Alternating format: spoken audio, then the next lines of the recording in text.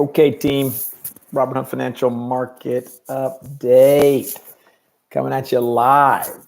So with this mode of communication, I take one article I particularly find helpful and educational and discuss it via video. And so we're talking Voyager, which was a crypto platform that did lending, and Mark Cuban, and a bit of the mess that they found themselves in. The article that I found that was most compelling, as the news can often be, was actually regarding someone who lost a great deal of money, essentially their life savings, in this Voyager product. How was Mark Cuban involved? Founded the Dallas Mavericks. He actually promoted Voyager through the Dallas Mavericks. So used them as an advertising piece, certainly got paid by Voyager some amount to promote their product. And then the quote that's going to get him in hot water and why he's being sued is he said that this was as safe as you can get when it comes to crypto. So I want you to think of Voyager like a bank, except it wasn't regulated like a bank, which is why a lot of folks do not have any money, right? Accounts were frozen. I'm going to pull up exactly what it was. It's a CNBC article. Voyage customer lost $1 million saved over 24 years. And is one of many now desperate to recruit funds. Many of Voyager Digital's $3.5 million customers are reaching out directly to the New York bankruptcy court judge overseeing the case. So let's figure out what happened here. Let's put yourself, and you may have invested in a product like this, or you yourself could be one of these 3.5 million.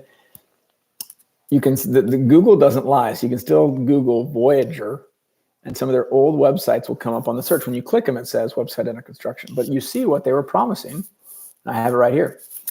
Okay, Voyager, May 1, 2021. Spring has sprung, and so has our interest rate.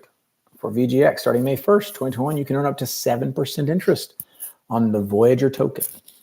And it has these other various interest rates. Again, this is, I'm searching in Google. It's looking at old web pages and pulling them up. When you click it, nothing. But I recall when friends texting me about these products saying, hey, this is amazing. Good luck with your 0% at the bank. And ultimately saying, wow, if it works, great. But if it sounds too good to be true, which it does, beware. So what's happened? Ultimately, Voyager was lending out your money. They're acting like a bank.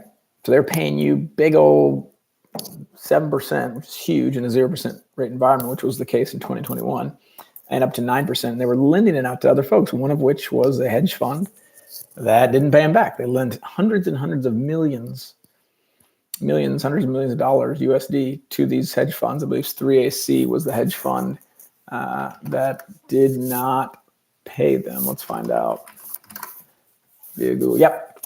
Yeah, it was a $10 billion hedge fund that went bust. And so that was it. Game over. Voyager filed for bankruptcy. Mark Cuban gets caught because he's promoting this stuff. He's a figurehead. I actually think he's a smart guy. He's got a lot of wisdom. Just fell for it. And not that it was an intentional scam, as far as I can tell. It was just a poorly run bank with no FDIC insurance. So these people were willing to take Mark Cuban at his word. And Mark Cuban said, I'm going to get the exact quote, because I want to say he said it was the safest thing you could do in crypto. I've forgotten the exact language. Yeah, they're the official crypto partner of the Dallas Mavericks. There you go. Here it is. The lawsuit points out several of Cuban's statements on Voyager's, such as calling it, and here we go, as close to risk-free as you're gonna get in crypto. Now, ultimately, maybe you feel like he's got that out because he said, as you're gonna get in crypto. But when someone says as close to risk-free, what's he talking about? Why would you say that? Where just people are lending money all willy-nilly, hedge funds not paying you back. The lesson for the investor. What's the lesson for the investor?